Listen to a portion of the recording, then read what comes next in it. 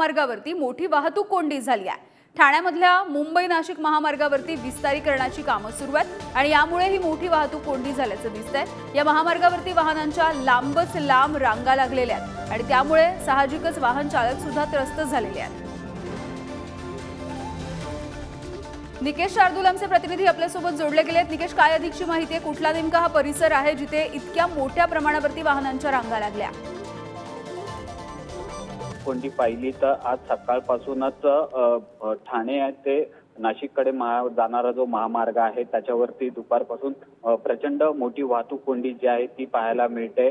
भिवंडी दरम्यान जे रस्त्याचं काम जे आहे ते सुरू आहे त्यामुळे ही वाहतूक कोंडी झालेली पाहायला मिळते। तर दुसरीकडे घोडबंदर रोडचा जो रस्ता आहे त्या रस्त्याचं देखील मोठ्या प्रमाणात काम चालू आहे। त्यामुळे घोडबंदर रोडवरनं अहमदाबादकडे जाणाऱ्या मार्गावरती ज्या जड वाहनं आहेत त्यांना प्रवेशबंदी करण्यात आलेली आहे। त्यामुळे जड वाहनं आहे तो भिवंडी मार्गे अहमदाबाद रस्त्यापर्यंत मार्ग जो आहे पोलिसांकडून मोकळा करण्यात आलेला आहे। त्यामुळे ही संपूर्ण वाहतूक कोंडी जी आहे ती सध्या तरी पाहायला मिळते। अनेक वाहन चालक जे आहेत तासनतास या वाहतूक कोंडीमध्ये अडकून पडलेले आहेत। त्यामुळे कुठे वाहतूक पोलिसांना देखील ही वाहतूक कोंडी सोडवण्यासाठी तारेवरची कसरत करताना आपल्याला पाहायला मिळते। यामुळे अगदी धन्यवाद निकेश या सगळ्या माहितीसाठी।